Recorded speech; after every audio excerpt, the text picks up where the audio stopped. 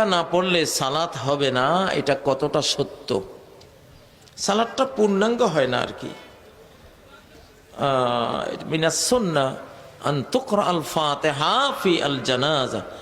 প্রথম তাকবীরের পরেই রাসূল সাল্লাল্লাহু আলাইহি সাল্লাম এবং সাহাবীরা তারা আউযু বিল্লাহ বিসমিল্লাহ শেষে সূরা ফাতিহা পড়তেন।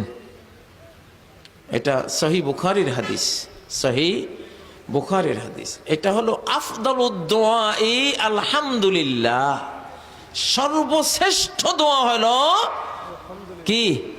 আলহামদুলিল্লাহ। তো সূরা আলহামদুলিল্লাহ যদি না পড়লেন তাহলে তো মুর্দা মানুষটাকে সর্বশ্রেষ্ঠ দোয়া থেকে বঞ্চিত করলেন, ঠিক না? আলহামদুলিল্লাহর মতো কোনো দোয়া আছে কোরআনে? এত বড় কোনো দোয়া নাই।